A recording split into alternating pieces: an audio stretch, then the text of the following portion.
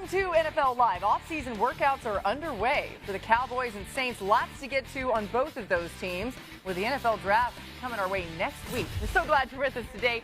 Dan and I are here. We're celebrating an incredible finish in the Masters tournament. Dan, pull it. Yep, there we go. I've got my Masters bracelet and earrings. Play it or win it.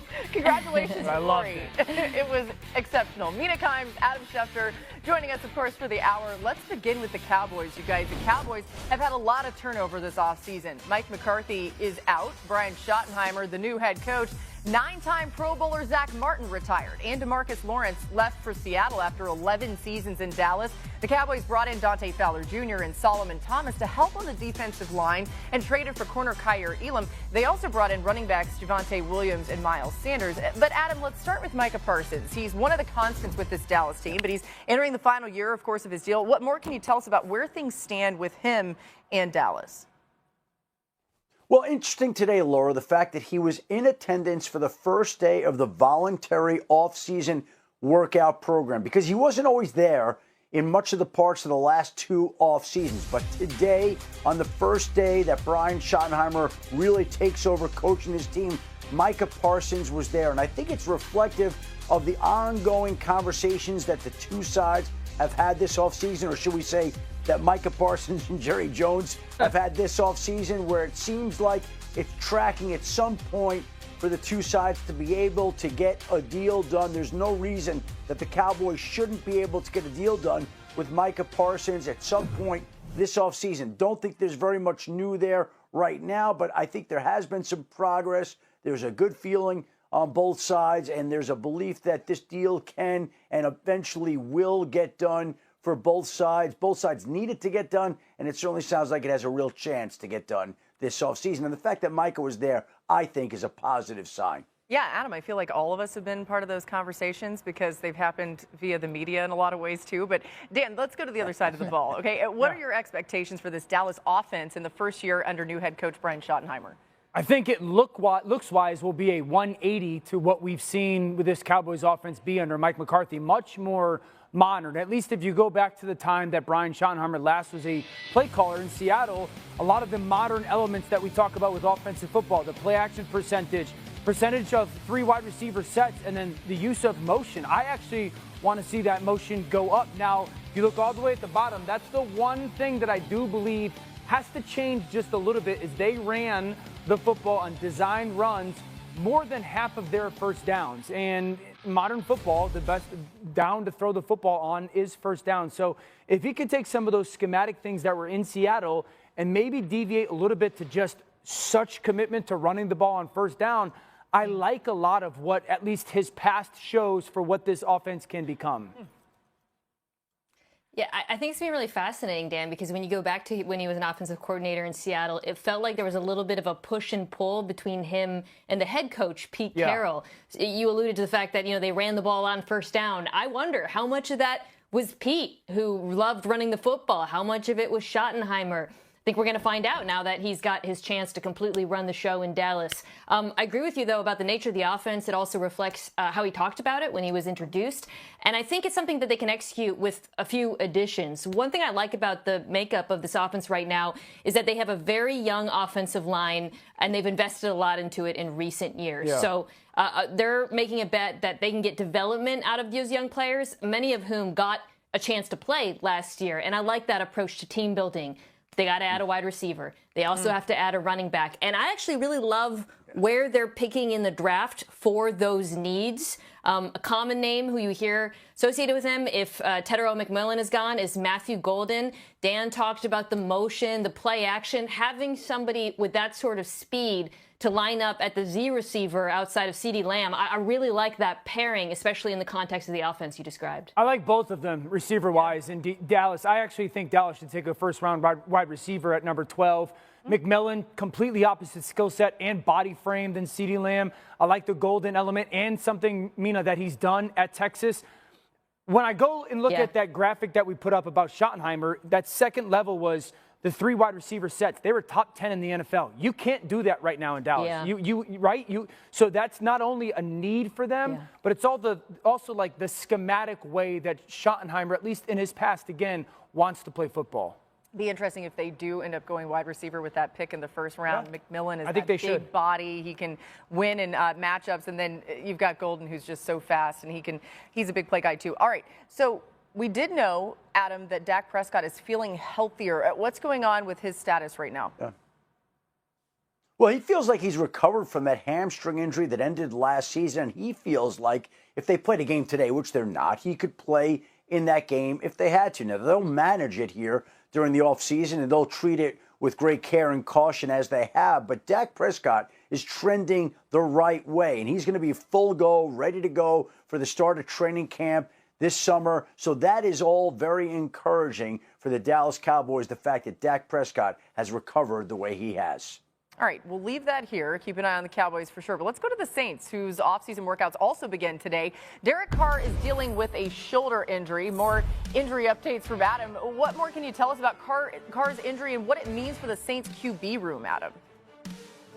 Well, this is something that the Saints have known about for a while, and it's something that bothered him last season. But now it's come out that maybe he is facing the prospect of having surgery that could derail a major, if not all, of his 2025 season. It's a peculiar situation. It seems like there's a lot going on here. There's more than we've heard so far, and we're waiting more details to come in about this particular situation. But if we go back and look, it seemed like there was some issues between the Saints and Derek Carr in trying to get a new contract done. Then they get the new contract done. Now there's conversation, speculation about whether the Saints would be drafting a quarterback. Carr is going to the last year of his deal. It just seems like there's a lot of things going on here right now, more unknowns than known. What's known right now is Derek Carr has a shoulder injury that he's had. He could miss time.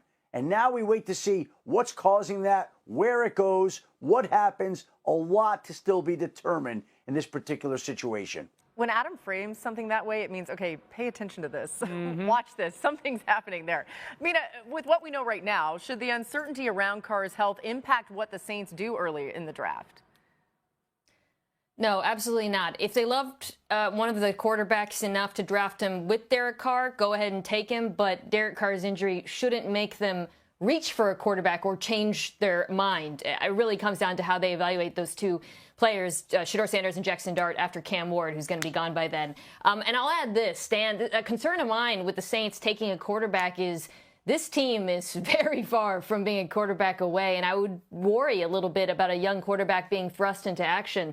To my eye, they need offensive tackle, wide receiver. You know, Chris Olave's got his injury history on that side of the ball. You could add running back as well behind Kamara. And then on the other side, all three levels, they got to get younger and faster. So, look, if they really love one of the quarterbacks, you take the quarterback because who knows when you're going to get another chance. But I'm just saying I would be a little bit wary given the state of this roster. So my initial point was going to be, does Kellen Moore want a running quarterback? But I do think it's worth having a conversation around the talking point of you only draft them if you love them. What happens if you really like them? You know, there are quarterbacks that are just good players.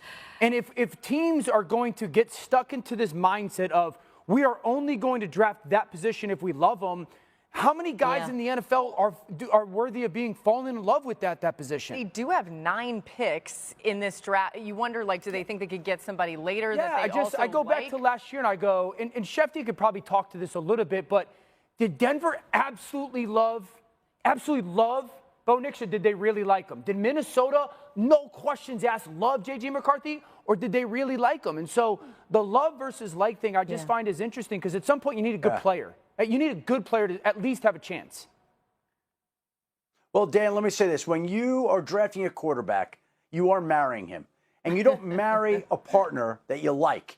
You marry a partner that you love. And the Denver Broncos didn't like Bo Nix. They loved Bo Nix, okay? The Minnesota Vikings really liked J.J. McCarthy. I think they would have liked to have had Drake May, but they couldn't marry the woman that they really loved, so they settled for the next best thing. And in this particular case, I think the draft is all about where you attach the value. Now, I don't know where the Saints have grades on Jackson Dart and Tyler Shuck, but if they feel like they can get one of them in the back end of the first round, in the second round, maybe they feel like the best thing to do is wait. I even had one football executive say that the best thing the Saints can do right now, and they would disagree with this in New Orleans, it was just a suggestion for another team, the best thing they could do is tank this year and then try to see if they can entice Arch Manning to come out after next year to come back in to play quarterback in New Orleans. Now, we're getting way ahead of ourselves, but it's fun to speculate at this time of the year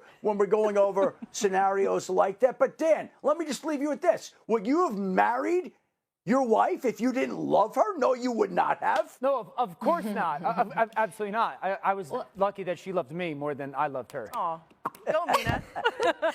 Okay. There you go, Dan. Well, I really like the question that you posed, Dan, because I actually think context matters in this, similar to relationships. Frankly, people are more likely to settle a little bit, maybe when they're further along in life, they want to have kids. And it's kind of the same with an NFL franchise. Like, if you're a team that truly is either a quarterback away or you're really stable and you got a good roster, I actually think there should be greater willingness. Hey, let's just get a guy we really like versus a team like the Saints that really has so much, I feel like, rebuilding to do. Weirdly enough, their standard for a quarterback, I feel, has to be higher because they have other things to do on their roster. While we were having this conversation, I sent in a pitch to our bosses to change the name of our show to NFL Live and Love because we have now figured out how to give relationship advice. I'm not giving via any of quarterbacks. that. I wasn't just talking want to about talk you, coverage. Dan. A major speculation has just emerged in the NFL world, and I'm going to tell you everything now. The possibility of the Philadelphia Eagles adding speedster Tyreek Hill to their roster has everyone on alert. Hill, one of the most explosive players in the league, has been talking about a potential departure from Miami. But would he be the missing piece to make the Eagles unbeatable?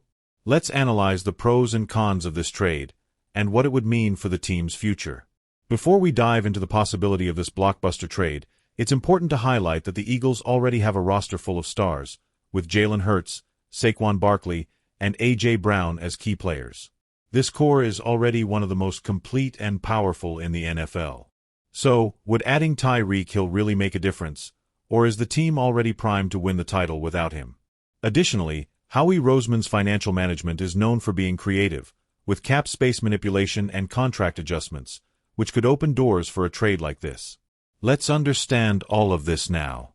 Tyreek Hill, 31 years old, is currently under contract with the Miami Dolphins until 2026, after signing a $90 million extension last year with $65 million guaranteed.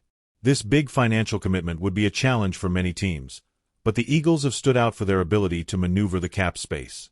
Even with a robust contract, Howie Roseman, the Eagles' GM, could find ways to adjust the numbers and perhaps acquire the player without compromising the team's financial future. However, there's an important issue that could complicate this trade: Hill's history with the police and allegations of assault. This factor could be a significant obstacle, and it's something the Eagles would have to carefully consider. So, what do you think? Do you believe Tyreek Hill would be the perfect addition for the Eagles, or is the team strong enough without him? Leave your opinion in the comments. I want to know what you think about this potential trade. Would Hill's talent outweigh the risks, or would it be better for the Eagles to stick with their current roster and avoid further controversy? Now, let's get to the most intriguing part of this story: the question that could define the future of this potential trade. How could the Eagles' policy regarding players with off-field issues impact the negotiation for Tyreek Hill? Stay tuned, because what's coming next could change everything for the Philadelphia franchise. The Philadelphia Eagles are undoubtedly one of the strongest teams in the NFC, with an impressive roster and a solid foundation. However, the speculation about Tyreek Hill has sparked a big discussion. Could he be the final ingredient to take the Eagles to the next level? Hill, who has stood out with his impressive speed at the Miami Dolphins, is a unique talent. Adding him to the Eagles' offense could elevate the team even further, making them almost unbeatable. However, the big question is whether Hill's history, with multiple allegations of violence, will be a deciding factor for GM Howie Roseman to choose not to move forward with this trade. If the Eagles decide to go through with the trade, it could have a significant impact not only on the field but also on the franchise's reputation. The potential acquisition of Hill, despite his playing ability, could create a divide among fans and the media. The franchise, known for making bold and creative decisions, would have to deal with the implications of this choice, particularly regarding Hill's off-field history. Moreover, if he is acquired, the pressure for him to prove indispensable on the field will be immense, and any failure in his performance could be seen as a strategic mistake. Now, we want to hear from you. Do you think the Eagles made the right choice in considering the signing of Tyreek Hill, or should the team focus on strengthening other areas without getting involved in potential controversies? And more, if the trade happens, do you think Hill will make all the difference in the offense, or would it be better to leave the team as it is? Leave your opinions in the comments. We're curious to know what you think. And that's it, folks. Stay tuned for more news about the Philadelphia Eagles and all the last-minute moves that could shake up the NFL. If you like the content, don't forget to leave a like, comment your opinion, and subscribe to the channel so you don't miss any details. See you in the next video.